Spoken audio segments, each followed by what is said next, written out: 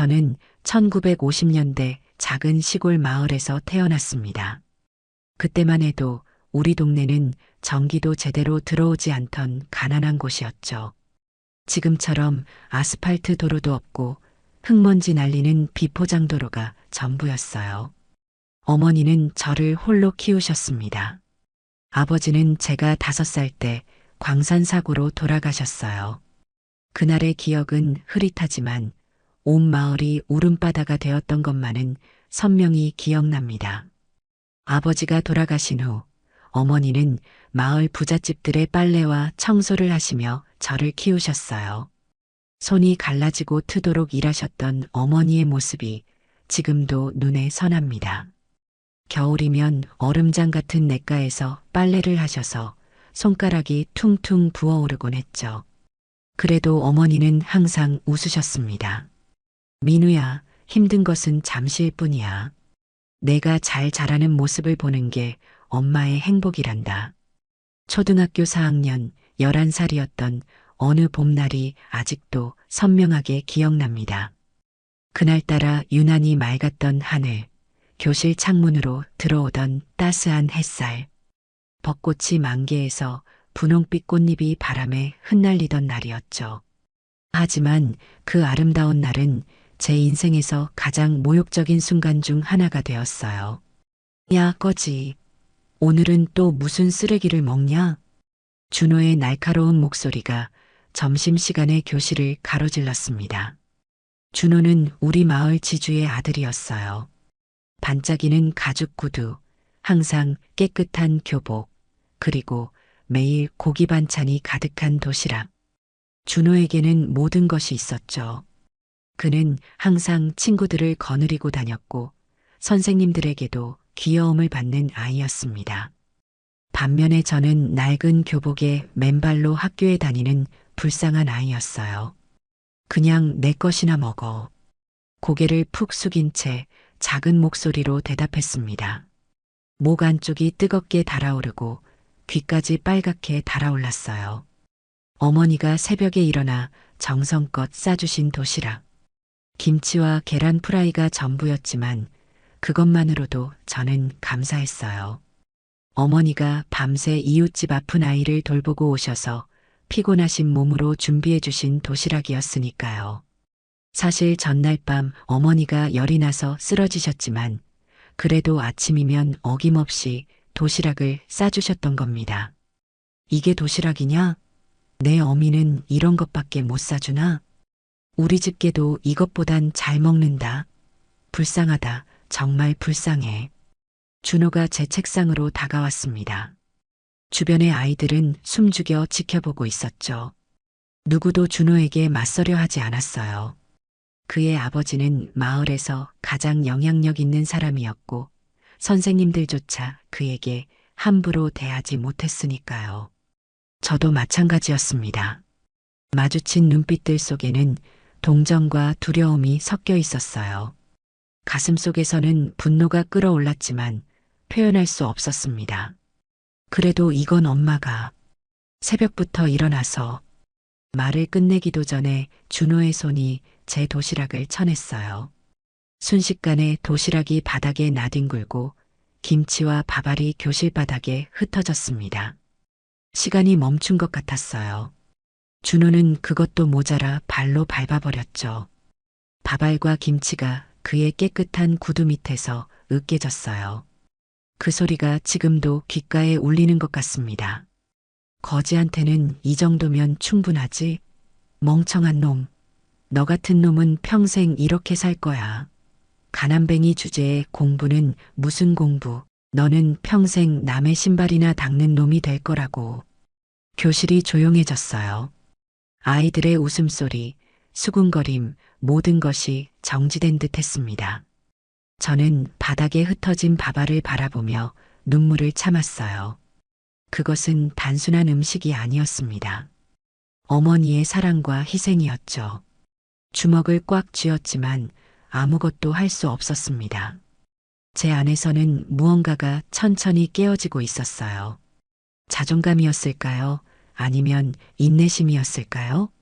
선생님이 들어오셨을 때 준호는 재빨리 자기 자리로 돌아갔어요. 마치 아무 일도 없었다는 듯이 천진난만한 표정으로요. 연기를 잘하는 아이였죠. 민우야, 왜 도시락을 엎었니? 어서 치우렴. 다른 친구들도 밥 먹어야 하잖니. 선생님의 물음에 대답할 수 없었습니다.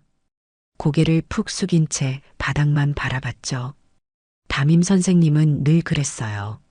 준호가 무슨 짓을 해도 눈 감아주셨죠. 준호의 아버지가 학교에 많은 기부를 했다는 소문이 있었으니까요. 준호는 승리자의 미소를 지으며 자기 도시락을 먹고 있었어요. 그의 친구들도 키득거리며 저를 바라보고 있었습니다. 그 시선들이 화살처럼 가슴을 파고들었어요. 그날 저녁 집에 돌아와 어머니께 학교에 가기 싫다고 울먹였습니다. 어머니는 제 머리를 쓰다듬으며 세상이 때론 불공평하지만 그 속에서도 정직하게 살아가는 것이 중요하다고 말씀하셨어요. 어머니의 손은 거칠었지만 따뜻했습니다. 그 손길에서 사랑을 느낄 수 있었어요. 민우야, 내가 가진 것이 적다고 해서 내 가치가 작은 게 아니란다. 언젠가는 내 안에 있는 빛이 세상을 환하게 비출 거야. 다만 그 빛으로 다른 이들을 태우지 말고 따뜻하게 해주는 사람이 되렴. 이 세상에서 가장 강한 사람은 용서할 수 있는 사람이란다. 어머니의 말씀은 제 가슴 깊이 새겨졌습니다. 그날 밤 작은 방바닥에 누워 결심했어요. 언젠가는 준호 같은 사람들에게 보여주겠다고. 아니, 세상에 보여주겠다고. 가난하고 무시당했던 소년도 꿈을 이룰 수 있다는 것을. 그리고 그 꿈은 결코 복수가 아닌 진정한 성공이어야 한다고요. 어머니의 가르침대로 빛이 되어 세상을 비추는 사람이 되겠다고 다짐했습니다. 세월은 정말 빠르게 흘러갔습니다. 어느덧 저는 68이 되었어요. 아침 이슬이 맺힌 창문 너머로 서울의 빌딩 숲이 보입니다. 성형그룹이라는 간판이 햇빛에 반짝이고 있죠. 제가 일군 회사입니다. 시작은 작은 무역회사였어요. 이제는 여러 계열사를 거느린 중견기업으로 성장했습니다. 전자에서 건설, 바이오까지 다양한 분야로 사업을 확장했죠. 직원 수만 3,000명이 넘습니다. 커피 한 잔을 마시며 창밖을 바라봅니다. 오늘은 분기별 이사회가 있는 날이에요. 책상 위에는 어머니의 흑백 사진이 놓여 있습니다. 제 모든 성공의 원동력이자 나침반이었던 분이죠. 어머니는 제가 대학을 졸업하던 해에 돌아가셨어요. 제 성공을 보지 못하셨지만 어머니의 가르침은 항상 제 삶의 중심이었습니다. 회장님, 오늘 아침 일정을 확인해 드리겠습니다. 비서가 노크를 하고 들어옵니다. 젊고 유능한 청년이에요. 저도 한때는 저렇게 야망에 차 있었던 시절이 있었죠. 10시 이사회 준비가 모두 끝났습니다. 베트남 공장 확장건과 신규 바이오 투자건이 주요 안건입니다. 그리고 오후에는 구두관리 업체 대표가 방문 예정입니다. 지난주에 맡겨두신 구두를 가져온다고 하셨어요. 비서의 말에 고개를 끄덕였어요. 문득 구두라는 단어에 어린 시절 생각이 납니다. 초등학교를 마칠 때까지 제대로 된 구두 한 켤레 없이 맨발로 다녔던 나날들. 비가 와도 눈이 와도 맨발로 학교에 다녔던 기억. 겨울이면 발이 트고 얼어서 피가 났어요. 이제는 수십 켤레의 고급 구두를 가진 제가 되었지만 그때의 기억은 여전히 선명하게 남아있죠. 어쩌면 그래서 제 구두는 항상 반들반들하게 관리하는지도 모릅니다. 사실 성공까지의 길은 결코 쉽지 않았습니다. 고등학교를 졸업하고 저는 어머니의 만류에도 불구하고 미국 유학을 결심했어요. 주머니에는 어머니가 몰래 모아두신 얼마 안 되는 돈뿐이었습니다. 미국에 도착한 첫날, 낯선 땅에서 불안함과 외로움에 울기도 했어요. 하지만 포기할 수는 없었죠. 낮에는 식당에서 설거지를, 밤에는 건물 청소를 하며 학비를 벌었어요. 매일 4~5시간만 자면서도 최고 성적을 유지했습니다. 때로는 배고픔에 쓰러질 때도 있었지만 포기하지 않았죠. 어머니가 보내주시는 손편지가 힘이 되었습니다. 민우야, 엄마는 내가 자랑스럽단다. 힘들더라도 꿈을 포기하지 마라. 경영학 석사를 마치고 귀국한 저는 작은 무역회사를 차렸어요. 처음에는 사무실도 없이 작은 월세방에서 시작했죠. 밤새워 해외 바이어들과 연락하고 낮에는 공장을 뛰어다녔습니다. 실패도 많았어요. 첫 해외 계약에서는 사기를 당해 모든 자금을 잃기도 했습니다. 냉장고 부품 수출 계약이었는데 상대방이 잠적해버린 거죠. 그때 정말 모든 것을 포기하고 싶었어요. 그러나 다시 일어났습니다. 지인에게 돈을 빌려 소규모로 다시 시작했어요. 이번에는 더 조심스럽게, 더 철저하게 준비했죠. 점차 거래처가 늘어나고 회사도 성장했습니다. 30대 중반에는 작은 전자부품 공장도 인수했어요. 40대에 들어서면서 사업은 더욱 확장되었고 50대에는 그룹으로 성장했습니다. 하지만 포기하지 않았어요. 어머니의 말씀이 항상 제 귓가에 울렸으니까요. 민우야, 세상은 내가 노력한 만큼 보답해준단다. 이사회 자료를 넘기며 생각합니다. 우리 그룹은 작년에 매출 5조를 돌파했어요. 직원만 3,000명이 넘죠. 저는 이제 성공한 기업인이 되었습니다. 경제지에서는 자수성가한 기업인으로 저를 소개하곤 하죠.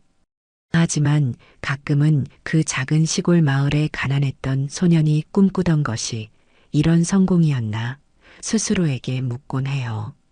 물질적인 풍요는 얻었지만 진정한 행복은 무엇일까요?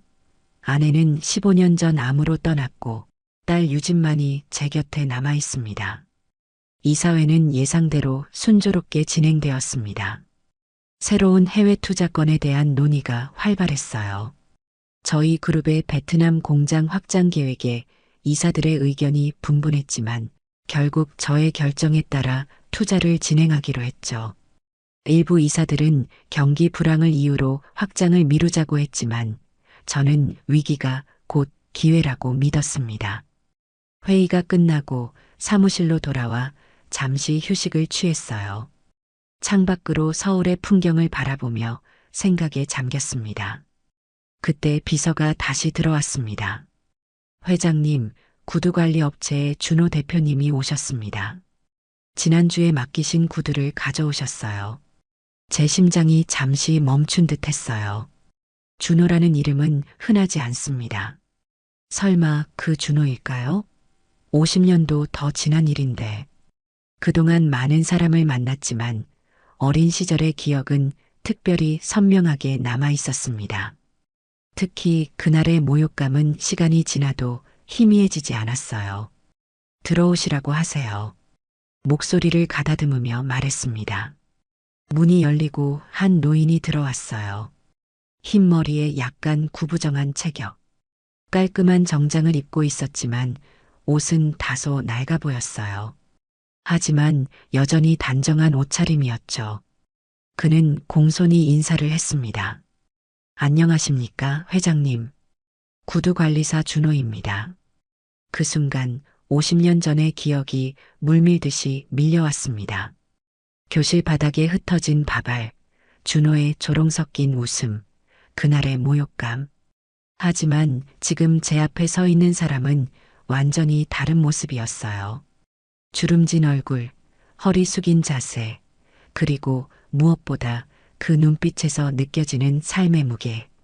한때 의기양양했던 소년의 모습은 찾아볼 수 없었습니다. 시간은 모든 것을 변화시키는 마법사처럼 준호를 완전히 다른 사람으로 만들어 놓았어요. 오랫동안 저희 회사 구두를 관리해 주셨다고 들었습니다. 침착하게 말했지만 가슴은 여전히 빠르게 뛰고 있었어요. 혼란스러운 감정들이 뒤섞였습니다. 어린 시절의 분노, 현재의 놀라움, 그리고 묘한 운명의 아이러니까지. 준호는 저를 알아보지 못하는 것 같았습니다.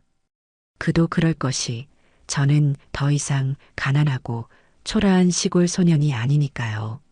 세월이 우리 모두를 변화시켰지만 그의 눈빛만은 여전히 알아볼 수 있었어요.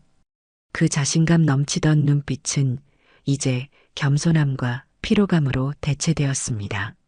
네, 20년 가까이 성형그룹 임원분들의 구두를 관리해 왔습니다. 오늘 처음 회장님 구두를 맡게 되어 영광입니다. 지금까지는 비서실을 통해서만 작업을 해왔거든요. 준호는 공손하게 말하며 제 구두를 바라보았어요. 제 발에 신겨진 고급 이탈리아제 구두. 아이러니하게도 준호는 이제 제 구두를 닦는 사람이 되어 있었습니다. 인생이란 참 예측할 수 없는 것 같았어요.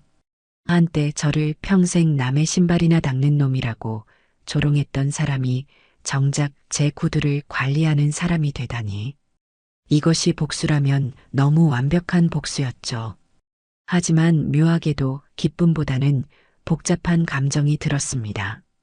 특별히 관리가 필요한 부분이 있으신가요? 최상의 상태로 관리해 드리겠습니다.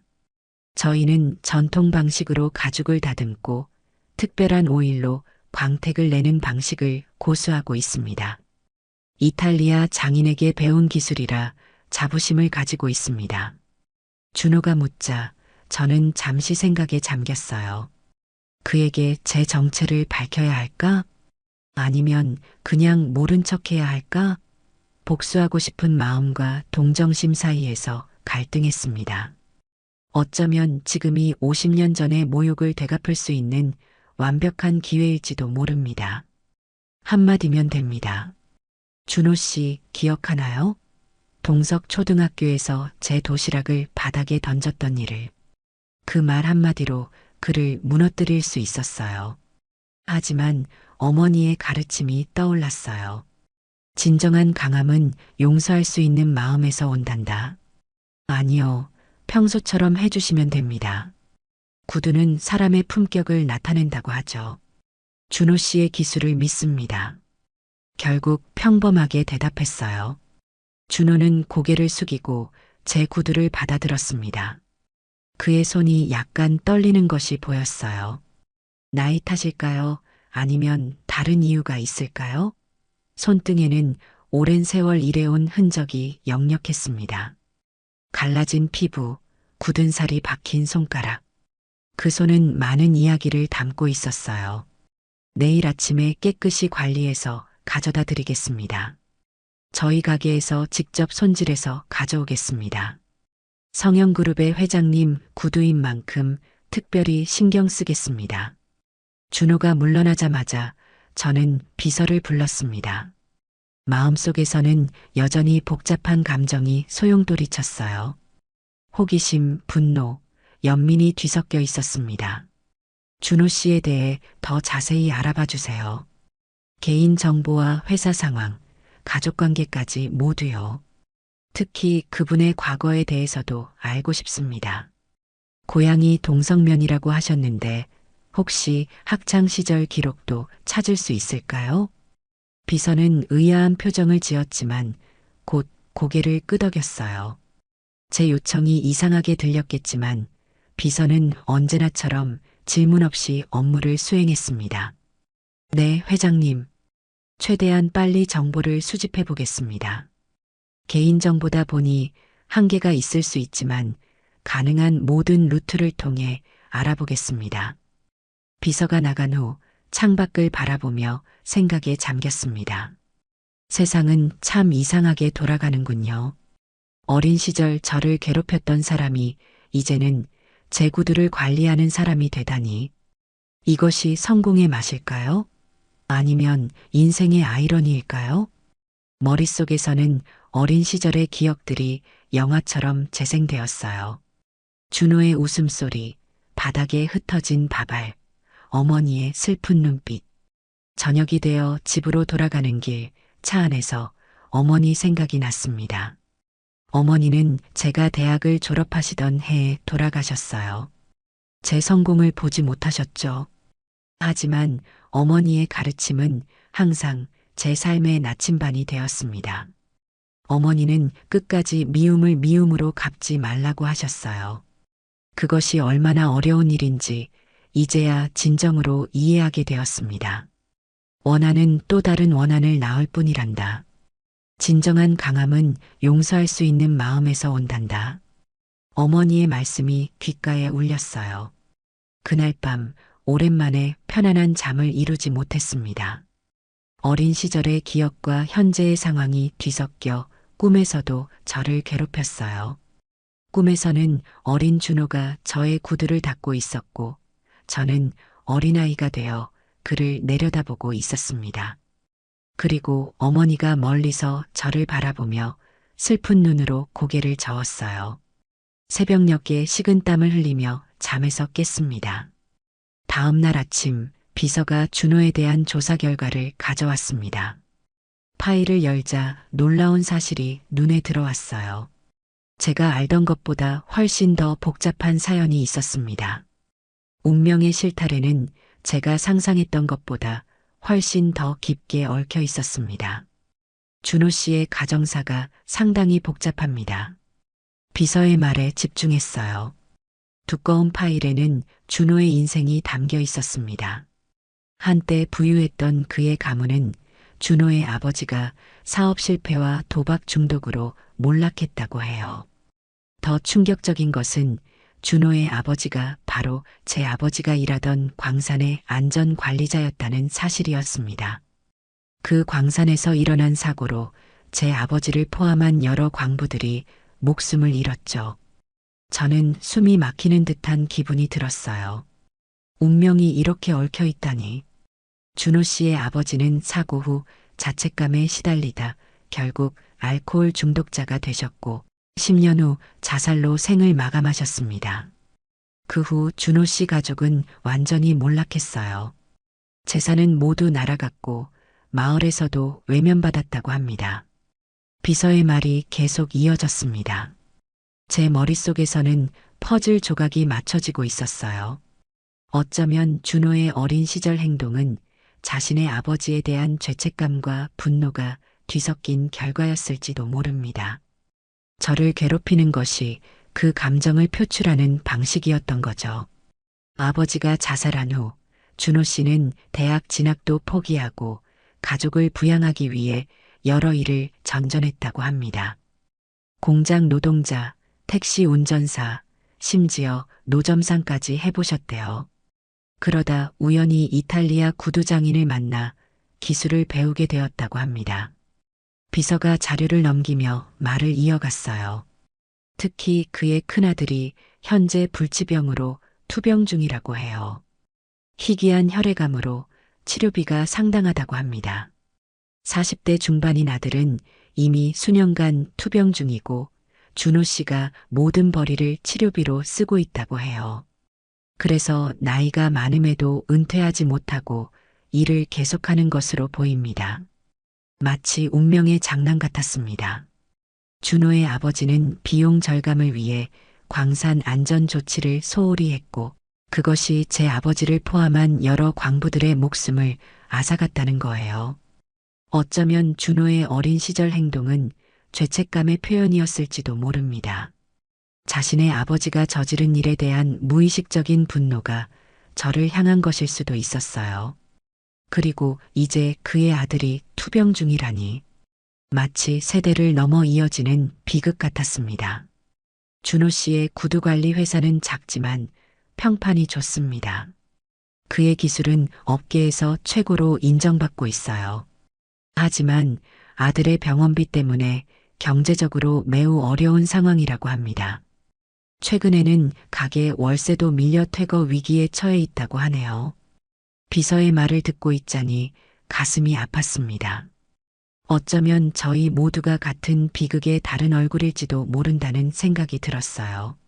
한쪽은 아버지를 잃은 가난한 소년, 다른 쪽은 아버지의 죄책감 속에서 자란 부유한 소년.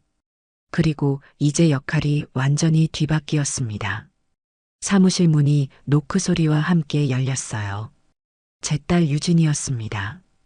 38살의 유진은 성형그룹의 부사장으로 제 뒤를 이어 회사를 이끌 사람이죠.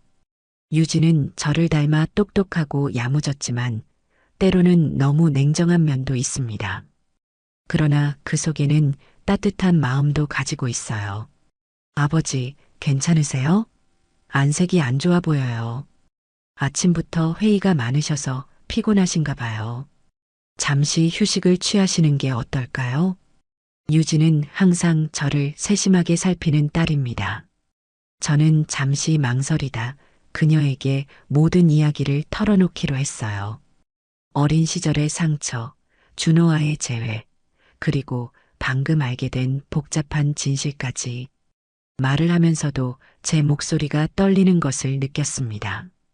50년이 지났는데도 그날의 모욕감은 여전히 생생했어요.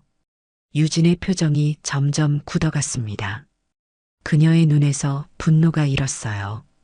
그 사람이 어린 시절 아버지를 괴롭혔다고요? 게다가 할아버지의 사망 사고와도 관련이 있다니. 계약을 당장 해지해야 해요. 그런 사람의 손에 아버지의 구두를 맡길 수는 없어요. 할아버지의 죽음에 책임이 있는 사람의 아들이라니 더더욱 용납할 수 없어요. 유진의 눈에서 분노가 번쩍였습니다. 제가 상처받는 것을 참을 수 없는 딸의 마음이 느껴졌어요. 하지만 제 마음은 이미 다른 곳으로 향하고 있었습니다. 복수보다는 이해와 용서에 관한 생각들이 떠올랐어요. 50년 전의 어린 소년을 미워하는 것이 무슨 의미가 있을까요? 유진아, 때로는 인생이 우리가 상상했던 것보다 훨씬 복잡하단다. 준호 씨와 나, 우리는 모두 같은 비극의 피해자일지도 모르겠구나. 그는 자신의 아버지 때문에, 나는 내 아버지의 부재 때문에 고통받았던 거야. 유진은 고개를 저었어요. 그녀에게는 이해하기 어려운 말일 테죠. 그녀는 늘 강인함과 결단력을 중요시했고 약점을 용납하지 않는 성격이었습니다. 제가 키운 방식이기도 했죠. 하지만 아버지, 그건 변명이 될 수 없어요. 자신의 아픔을 다른 사람에게 풀어내는 건 용납할 수 없는 일이에요. 그 사람은 자신의 선택으로 아버지를 괴롭혔어요. 게다가 그 사람 아버지가 할아버지의 죽음에 책임이 있다니. 저는 도저히 이해할 수 없어요. 그때 또 다른 노크 소리가 들렸습니다. 오랜 친구이자 현재 그룹 고문인 태식이 들어왔어요. 태식은 저와 같은 마을 출신으로 어린 시절부터 함께 자란 친구입니다. 그는 과거 제가 준호에게 괴롭힘을 당했던 일을 직접 목격했던 유일한 사람이기도 했죠. 태식은 저보다 조금 더 부유한 집안 출신이었지만 항상 저를 친구로 대해주었어요. 민우야, 부사장님께 방금 들었네. 정말 그 준호가 맞는가? 이런 우연이 있다니. 태식은 놀란 표정으로 물었어요. 그의 눈에도 과거의 기억이 스쳐 지나가는 듯 했습니다.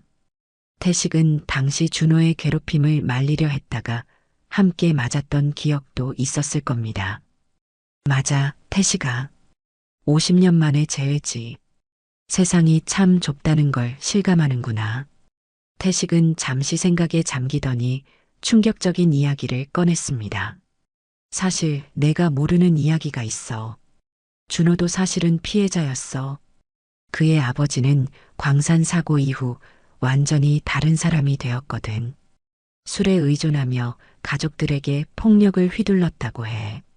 준호가 너에게 그런 행동을 한 건 아마도 자신의 상처를 표출하는 방식이었을 거야. 태식의 말에 더 큰 충격을 받았습니다. 어쩌면 저희 모두가 같은 비극의 다른 면을 경험하고 있었던 걸까요? 준호의 괴롭힘이 단순한 악의가 아니라 자신의 아픔을 표현하는 방식이었다면? 그리고 기억나지? 그 사고 이후 준호의 집안도 마을에서 완전히 외면받았어. 사람들은 그의 아버지를 살인자라고 불렀고 준호도 그 낙인에서 자유롭지 못했지. 어쩌면 너를 괴롭힌 건 자신의 죄책감과 분노를 표출하는 방식이었을지도 몰라. 태식의 말이 계속 이어졌습니다.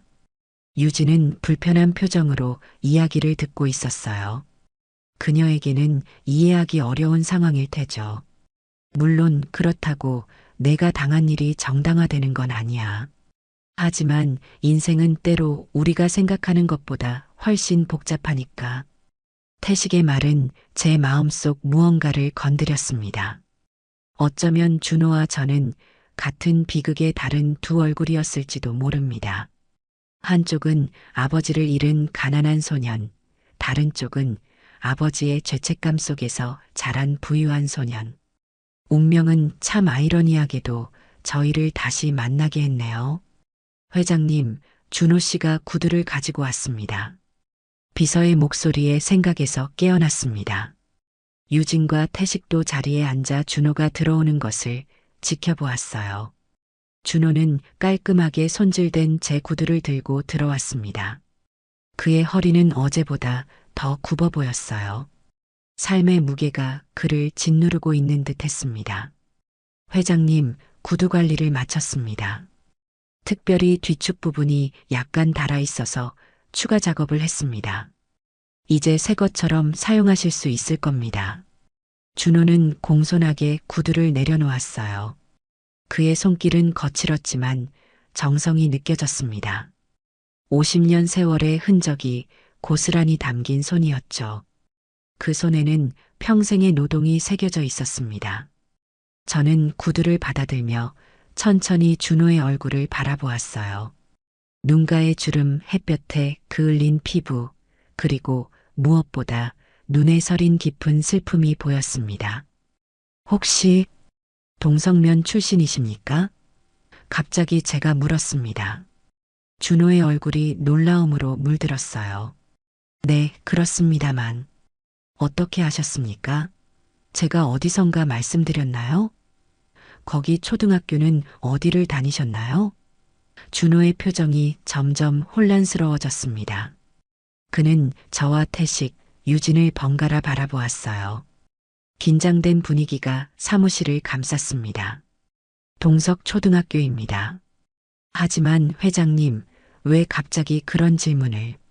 저도 그 학교 출신입니다. 혹시 민우라는 이름이 기억나십니까? 준호의 얼굴이 순간 하얗게 변했어요. 그의 눈이 커지더니 입술이 떨리기 시작했습니다. 천천히 제 얼굴을 자세히 살펴보더니 마침내 깨달음이 번쩍이는 듯 했어요. 설마 회장님이 그 민우 학생입니까? 준호의 목소리가 떨렸습니다. 그의 얼굴에서 피가 빠져나가는 듯 했어요. 손에 들고 있던 구두 광택제를 떨어뜨렸고 급히 주워 담으려다 더 큰 혼란에 빠졌습니다. 그렇습니다. 50년 만에 재회네요, 준호 씨. 방 안의 공기가 얼어붙었습니다. 유진은 날카로운 시선으로 준호를 노려보았고 태식은 긴장된 표정으로 상황을 지켜보았어요. 준호는 완전히 당황한 상태였습니다. 저는 정말 죄송합니다. 정말 죄송합니다. 준호가 갑자기 깊이 고개를 숙이며 사과했어요. 그의 어깨가 떨리는 것이 보였습니다. 눈물인지 공포인지 알 수 없었지만 그는 분명 큰 감정의 소용돌이에 휩싸여 있었어요. 어린 시절 제가 저지른 일 용서받을 수 없다는 것을 압니다. 하지만 정말 죄송합니다. 그때 제 행동이 준호의 목소리가 흐려졌습니다. 그는 말을 잇지 못하고 그저 고개를 숙인 채 서 있었어요. 제 앞에서 완전히 무너진 듯 했습니다. 오랜 세월이 지났습니다. 준호 씨. 어린 시절의 일을 지금 와서 들춰낼 생각은 없어요. 제 말에 준호가 천천히 고개를 들었습니다. 그의 눈에는 눈물이 고여 있었어요. 회장님, 아니, 민우 씨. 그동안 당신에게 했던 행동들이 항상 제 마음에 죄책감으로 남아 있었습니다. 당신의 도시락을 던진 일, 책을 찢은 일, 겨울에 외투를 빼앗은 일. 모두 용서받을 수 없는 행동이었어요. 준호의 고백에 저도 놀랐습니다.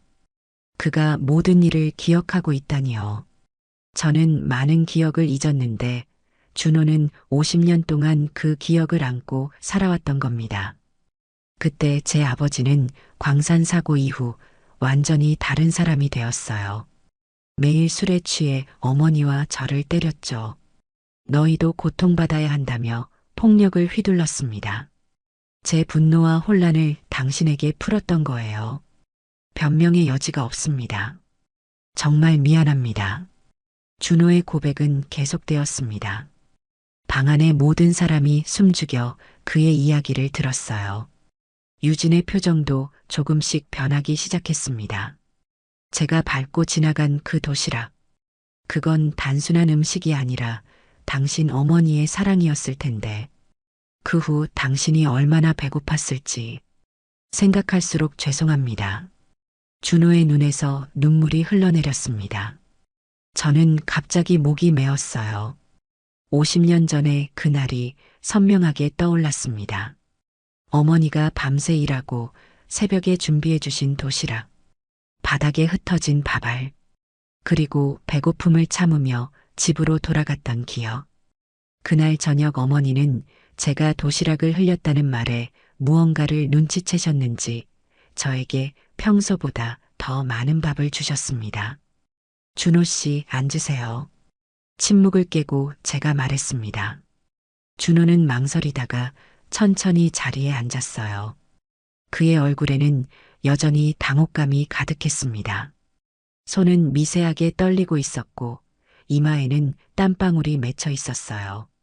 50년 만에 재회한 상대가 자신이 괴롭혔던 그 소년, 그것도 이제는 대기업 회장이 되어 있다는 사실이 그를 압도하고 있는 듯 했습니다. 저희 둘 다 어린아이였습니다. 당시 상황에서 최선을 다했을 뿐이죠. 준호 씨도 아픔이 있었군요. 제 말에 준호가 고개를 끄덕였습니다. 그의 눈에는 아직도 눈물이 맺혀 있었어요. 그 눈물 속에는 50년간의 후회와 죄책감이 담겨 있는 듯 했습니다. 아버지가 광산 안전관리자였어요. 사고 이후 아버지는 자신을 책망하며 술에 의존했죠. 내가 사람들을 죽였다며 매일 밤 괴로워했어요. 그 고통을 가족에게 풀었고 저는 그 분노를 다시 약한 친구들에게, 특히 당신에게 풀었던 겁니다. 준호의 목소리가 떨렸어요. 평생 안고 살았던 비밀을 처음으로 고백하는 듯 했습니다. 아버지는 매일 밤 악몽에 시달렸어요. 사고로 돌아가신 분들이 꿈에 나타난다고. 특히 당신 아버지가 자주 나타나셨대요. 그것이 아버지를 더욱 미치게 만들었습니다. 결국 아버지는 스스로 목숨을 끊었고 우리 가족은 모든 것을 잃었어요. 준호의 이야기를 들으며 제 마음속에는 이상한 평화가 찾아왔습니다. 오랜 시간 품어온 원망이 조금씩 녹아내리는 느낌이었어요. 어쩌면 우리는 모두 같은 비극의 피해자였던 것인지도 모릅니다. 준호 씨의 아들이 병으로 투병 중이라고 들었습니다. 제가 말하자 준호의 눈이 놀라움으로 커졌어요. 그는 잠시 말을 잇지 못했습니다.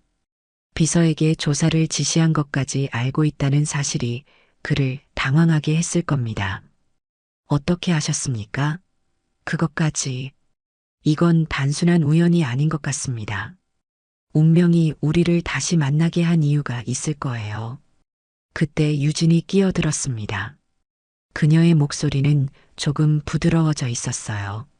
아버지의 이야기를 듣고 그녀도 뭔가 마음의 변화가 생긴 듯 했습니다. 아버지, 그렇다고 해도 과거의 일을 그냥 넘어갈 수는 없어요. 준호 씨가 어린 시절 아버지를 괴롭혔고 그의 아버지가 할아버지의 죽음에 책임이 있다는 사실은 변하지 않아요. 유진은 여전히 경계하는 태도였습니다. 그녀는 항상 명확한 옳고 그름을 중요시하는 성격이었으니까요. 그러나 그녀의 목소리에서 조금씩 변화가 느껴졌습니다. 준호는 고개를 숙인 채 말했습니다. 부사장님 말씀이 맞습니다. 제 아버지의 실수로 민우 씨의 아버지가 돌아가셨고 제가 민우 씨를 괴롭혔어요. 이건 용서받을 수 없는 일입니다. 이제 와서 알게 되다니 정말 운명의 장난 같습니다. 방 안에 무거운 침묵이 내려앉았습니다. 사무실 창문 너머로 서울의 빌딩 숲이 보였어요. 저는 창밖을 바라보며 생각에 잠겼어요. 밖에서는 봄비가 내리고 있었습니다.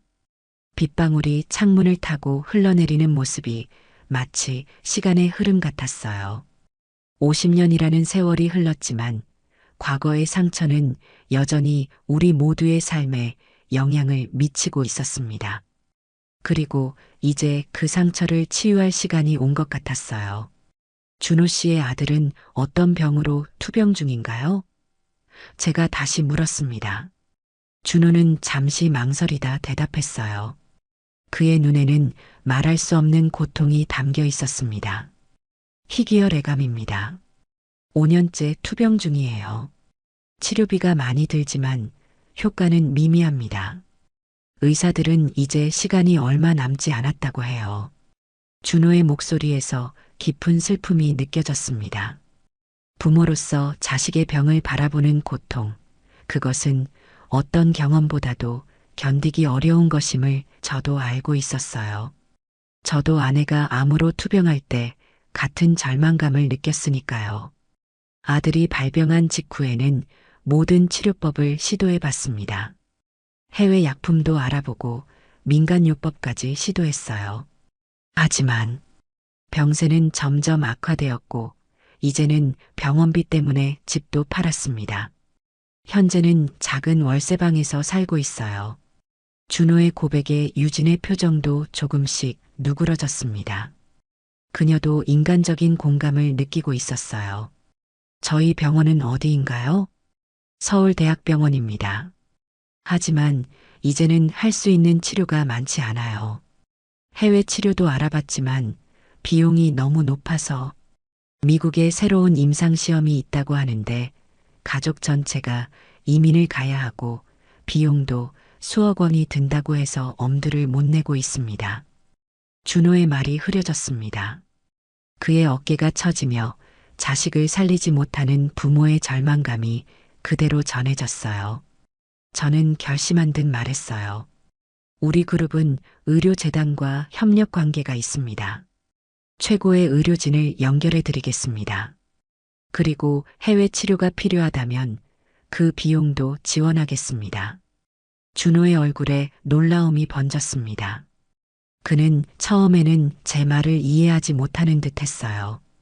유진도 놀란 표정으로 저를 쳐다보았어요. 아버지, 그건 유진아, 우리가 가진 것을 나눌 수 있다면 그것이야말로 진정한 성공 아니겠니? 어머니께서 항상 말씀하셨잖아. 진정한 성공은 다른 이들도 함께 올라올 수 있게 손을 내미는 것이라고. 유진은 잠시 망설이다 천천히 고개를 끄덕였습니다. 그녀도 할머니의 가르침을 기억하고 있었나 봅니다. 어머니의 지혜는 세대를 넘어 이어지고 있었어요. 아버지가 맞아요. 우리 재단에서도 희귀질환 환자들을 돕고 있잖아요. 제가 직접 민석 씨의 치료를 도울 수 있는 방법을 알아보겠습니다. 우리 그룹의 의료 계열사에 최고의 혈액 종양학 전문의들이 있으니까요. 유진의 변화된 태도에 저는 미소를 지었습니다. 딸은 때로는 강인해 보이지만 그 안에 따뜻한 마음을 가지고 있다는 것을 알고 있었어요. 준호 씨, 당신의 아들을 도와드리고 싶습니다. 그리고 당신의 구두관리 회사도 우리 그룹의 공식 파트너로 계약하겠습니다. 사업 확장을 위한 투자도 지원하겠어요. 저희 그룹 내 모든 계열사 직원들의 구두관리를 담당하게 되면 상당한 규모의 일거리가 생길 겁니다. 준호는 말을 잇지 못했습니다. 그의 눈에서 눈물이 흘러내렸어요. 그것은 단순한 감사의 눈물이 아니었습니다. 그 안에는 50년간의 죄책감, 후회, 그리고 이제 막 찾아온 희망이 모두 담겨 있었어요. 왜 이렇게까지 해주시는 건가요? 제가 당신에게 한 일을 생각하면 저는 오히려 벌을 받아 마땅한 사람인데, 저는 잠시 태식을 바라봤어요. 태식은 미소를 지으며 고개를 끄덕였습니다. 그도 제 결정을 지지하고 있었어요. 어머니께서 가르쳐 주신 교훈 때문입니다. 원한은 또 다른 원한을 낳을 뿐이라고, 진정한 강함은 용서할 수 있는 마음에서 온다고 하셨어요. 우리 모두 같은 비극의 피해자였습니다. 이제는 그 비극을 끝낼 때가 되었어요. 준호의 눈물이 더 많이 흘러내렸습니다. 그는 고개를 숙인 채 말했어요. 당신의 어머니는 정말 위대한 분이셨군요. 그런 가르침을 받은 당신이 부럽습니다. 제 아들도 건강해진다면 그런 가르침을 전해주고 싶습니다. 그렇게 우리의 대화는 깊어졌고, 유진은 즉시 준호의 아들 민석의 치료를 위한 계획을 세우기 시작했습니다. 태식도 자신의 의료 네트워크를 활용하겠다며 도움을 약속했어요. 그날 오후 저는 준호와 함께 그의 아들이 입원해 있는 병원으로 향했습니다. 새로운 시작의 순간이었어요. 그날 이후 준호의 아들 치료를 위한 모든 조치가 신속하게 이루어졌습니다. 제 지시로 회사의 의료팀이 직접 나서서 최고의 전문의들을 모셨고 해외 치료 옵션도 적극적으로 알아보았어요. 유진은 처음에는 반대했지만 점차 마음을 열고 준호의 아들 민석을 돕는데 앞장섰습니다. 그녀는 제 딸답게 일단 결정하면 철저하게 최선을 다했어요. 아버지, 암 전문의 김 교수님이 새로운 치료법을 제안하셨어요. 미국에서 임상시험 중인 약물이라 정식 승인이 안 됐지만 특별 허가를 받을 수 있대요. 제가 의사협회와 식약처에 연락해 보겠습니다. 유진은 이제 이 일을 자신의 미션처럼 여기고 있었어요. 저는 그런 딸이 자랑스러웠습니다. 어머니의 가르침이 유진에게도 이어지고 있다는 증거였으니까요. 한 달 후, 준호의 아들 민석은 새로운 치료를 시작했습니다. 미국에서 들여온 최신 약물과 함께 독일의 특수 치료법도 병행했어요. 처음에는 큰 변화가 없었지만 3개월이 지나자 민석의 상태에 작은 변화가 나타나기 시작했습니다. 회장님, 정말 감사합니다. 준호는 매주 제 사무실에 들러 구두를 관리하며 아들의 상태를 보고했어요. 점점 그의 얼굴에 희망의 빛이 돌아오는 것이 보였습니다. 구부정했던 허리도 조금씩 펴지는 것 같았고 눈에 생기가 돌아왔어요. 민석이가 어제는 스스로 식사를 했습니다. 3년 만에 처음으로 식욕이 돌아왔어요. 의사 선생님도 놀라셨답니다. 준호의 말에 저도 함께 기뻤습니다. 사실 민석의 치료비는 상당했지만 그것은 제게 중요한 문제가 아니었어요. 어떤 의미에서는 이것이 제 아버지와 준호의 아버지, 그리고 우리 모두의 상처를 치유하는 과정이라고 생각했습니다. 동시에 준호의 구두관리 회사도 변화하기 시작했어요. 성형그룹의 공식 파트너가 되면서 새로운 기회가 열렸고 저희 계열사 직원들의 구두 관리를 전담하게 되었죠. 유진의 조언으로 브랜드 이미지를 개선하고 마케팅 전략도 새롭게 구축했습니다. 민우 씨, 이제 직원이 5명이 되었어요. 모두 어려운 환경의 청년들을 고용했습니다. 제가 받은 도움을 다른 이들에게도 나누고 싶었거든요. 준호는 이제 저를 회장님이 아닌 민우 씨라고 부르게 되었습니다. 저희는 50년 전의 관계를 뛰어넘어 새로운 관계를 형성하고 있었어요. 때로는 저녁을 함께하며 어린 시절 이야기를 나누기도 했습니다. 서로의 삶에 대해 더 알게 될수록 우리가 얼마나 많은 공통점을 가지고 있었는지 깨닫게 되었어요. 사실 그때 당신을 괴롭히면서도 한편으로는 부러웠어요. 당신은 어머니의 사랑을 온전히 받고 있었으니까요. 우리 집은 겉으로는 부유해 보였지만 사랑은 없었습니다. 아버지의 폭력, 어머니의 우울증, 제 마음속에는 항상 공허함이 있었어요. 준호의 고백에 저도 마음이 아팠습니다. 어쩌면 준호와 저는 다른 방식으로 상처받은 아이들이었을 뿐이었어요. 6개월이 지나자 민석의 상태는 놀라울 정도로 호전되었습니다. 의사들도 기적이라고 말할 정도였어요. 암세포가 크게 줄었고 면역 기능도 회복되기 시작했습니다. 민석은 이제 병실에서 나와 가끔 외출도 할 수 있게 되었죠. 아버지, 민석 씨를 만나봤어요. 정말 의지가 강한 분이더라고요. 그분이 재단에서 일하고 싶다고 하셨어요. 건강이 허락되는 범위에서 자원봉사라도 하고 싶대요. 유진이 어느 날 제 사무실로 찾아와 말했습니다. 그녀의 눈에는 이전에 보지 못했던 따뜻함이 있었어요. 저는 딸의 변화를 보며 미소 지었습니다. 그래, 좋은 제안이구나. 우리 재단에서 일할 수 있는 자리를 마련해 주렴. 성영그룹은 몇 년 전부터 희망의 빛 재단을 운영하고 있었습니다. 가난한 아이들을 위한 장학사업과 의료 지원 사업이 주요 활동이었죠. 어머니의 가르침을 실천하기 위해 설립한 재단이었어요. 준호와 저는 점점 더 가까워졌습니다. 이제는 주말마다 고향 마을로 함께 여행을 가기도 했어요. 동성면은 많이 변해 있었지만 옛 추억의 장소들을 함께 방문하며 과거를 새롭게 바라보게 되었습니다. 어느 날 우리는 옛 초등학교를 찾았어요. 건물은 리모델링 되어 있었지만 운동장과 고목나무는 여전히 그대로였습니다. 여기서 당신이 도시락을 먹곤 했었죠. 준호가 교실 뒤편을 가리키며 말했어요. 그의 목소리에는 여전히 미안함이 묻어 있었습니다. 맞아요. 그리고 여기가 당신이 내 도시락을 던진 곳이죠. 준호는 고개를 숙였습니다. 저는 그의 어깨를 가볍게 두드렸어요. 하지만 그건 이제 중요하지 않습니다. 우리는 모두 성장했고 인생은 계속되는 거니까요. 그때 준호가 주머니에서 작은 상자를 꺼냈습니다. 이걸 당신에게 드리고 싶었어요. 상자를 열자 작은 나무 조각이 들어 있었어요. 자세히 보니 도시락 모양이었습니다.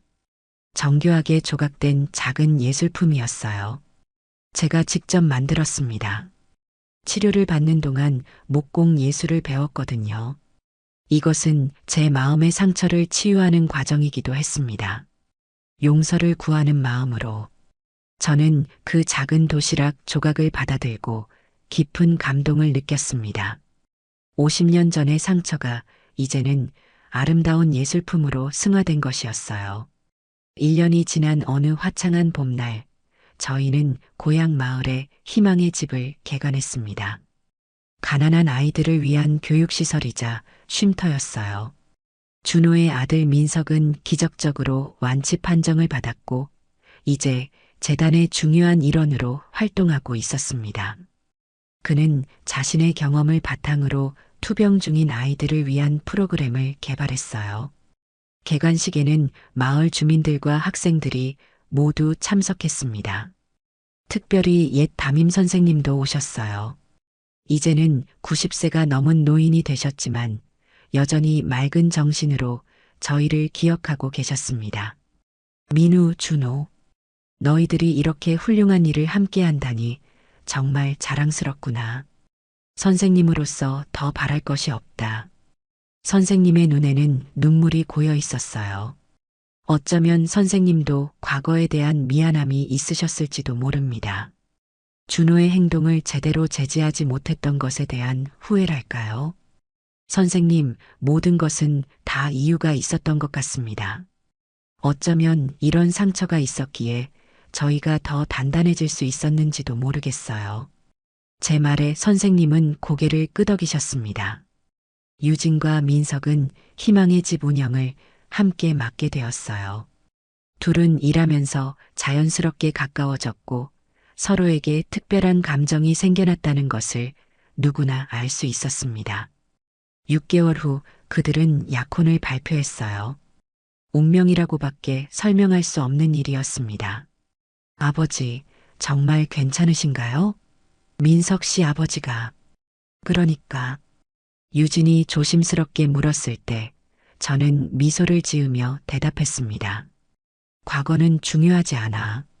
중요한 것은 너희의 미래란다. 그리고 어쩌면 이것이 우리 가족들의 상처를 완전히 치유하는 방법일지도 모르지. 준호의 구두관리 회사는 이제 전국 체인으로 성장했고 취약계층 고용에 앞장서는 사회적 기업으로 거듭났습니다. 그는 자신의 경험을 바탕으로 두 번째 기회라는 프로그램을 만들어 어려운 환경의 청년들에게 기술 교육과 일자리를 제공했어요. 저는 70세가 되던 해에 회사 경영에서 물러나기로 결정했습니다. 유진에게 그룹 경영을 맡기고 저는 재단 활동에 전념하기로 했어요. 은퇴식 날 많은 사람들 앞에서 마지막 연설을 했습니다. 오늘 제가 이 자리에 설 수 있었던 것은 많은 분들의 도움과 가르침 덕분입니다. 특히 어머니의 가르침이 제 인생의 나침반이 되어 주었습니다. 어머니는 항상 말씀하셨죠.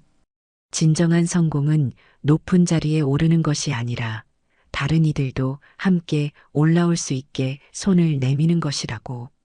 저는 이제야 그 말씀의 진정한 의미를 깨닫게 되었습니다. 청중 속에서 준호가 환한 미소로 박수를 치고 있었어요. 그의 눈에는 자랑스러움과 깊은 우정이 담겨 있었습니다. 인생은 때로 우리가 상상할 수 없는 방향으로 흘러갑니다. 50년 전 초등학교 교실에서 있었던 일이 오늘의 저와 준호 씨를 만들었고 우리의 아픔이 새로운 희망이 되었습니다. 이것이 바로 삶의 아이러니이자 아름다움이 아닐까 생각합니다. 은퇴 후 준호와 저는 고향 마을에 작은 집을 나란히 지었습니다. 이제는 노년의 친구가 되어 매일 아침 함께 산책을 하고 저녁에는 강가 벤치에 앉아 석양을 바라봅니다. 강가에서는 희망의 집 아이들이 즐겁게 뛰어놀고 있죠. 50년이 지났지만 결국 우리는 여기로 돌아왔군요. 제가 말하자 준호는 미소를 지으며 대답했습니다. 이번에는 제대로 된 친구로 말이죠. 저 멀리 유진과 민석이 아이들을 데리고 걸어오는 모습이 보였습니다. 그들의 아들 민우는 이제 3살이 되었어요. 이름은 제 이름을 따서 지었답니다. 아이의 웃음소리가 강가에 울려 퍼지는 것을 들으며 저는 어머니의 말씀을 다시 한번 떠올렸습니다. 진정한 강함은 용서할 수 있는 마음에서 온단다. 어머니는 옳았습니다. 용서는 상대방뿐만 아니라 자신도 자유롭게 해주는 힘이 있었어요. 준호와 저는 과거의 상처를 넘어 새로운 미래를 만들어냈고 그 과정에서 진정한 치유를 경험했습니다. 이제 저는 진정으로 행복합니다. 이 평화로운 순간이 어쩌면 제가 평생 찾아온 진정한 성공의 모습인지도 모르겠습니다. 물질적인 성공보다 더 중요한 것은 마음의 평화와 함께 나누는 기쁨이라는 것을 저는 인생의 황혼기에 비로소 깨달았습니다. 그리고 이것이야말로 어머니가 제게 주신 가장 소중한 선물이 아닐까 생각합니다. 오늘 이야기 어떠셨나요? 구독과 알람 설정 잊지 마시고 소중한 댓글 하나가 정말 큰 힘이 됩니다. 시청해 주셔서 진심으로 감사드립니다.